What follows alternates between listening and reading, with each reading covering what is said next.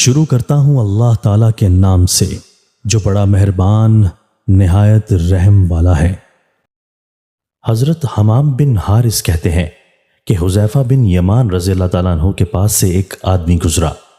ان سے کہا گیا کہ یہ شخص حکام کے پاس لوگوں کی باتیں پہنچاتا ہے، تو حذیفہ رضی اللہ تعالیٰ عنہ نے کہا، میں نے رسول اللہ صلی اللہ علیہ وآلہ وسلم کو فرماتے سنا ہے، چغل خور جنت میں نہیں داخل ہوگا۔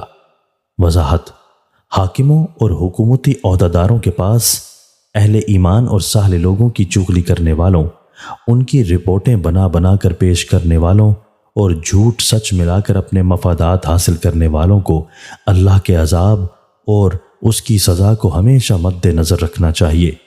دنیاوی مفادات 4 دن کی زندگی سے تعلق رکھتے ہیں، جبکہ اخروی حیات کا آخری کوئی سرا نہیں۔ حضرت ابو ہریرہ رضی اللہ تعالیٰ عنہ سے روایت ہے کہ رسول اللہ صلی اللہ علیہ وآلہ وسلم نے فرمایا، صدقہ مال کو کم نہیں کرتا اور عفو درگزر کرنے سے آدمی کی عزت بڑھتی ہے، اور جو شخص اللہ کے لیے تواضع اور انکساری اختیار کرتا ہے اللہ تعالیٰ اس کا رتبہ بلند فرما دیتا ہے۔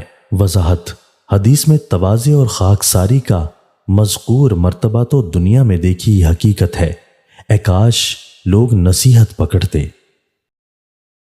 دوستو، اللہ تعالیٰ ہمیں ان احادیث مبارکہ پر عمل کرنے اور اپنی زندگیوں کو سنوارنے کی توفیق عطا فرمائے۔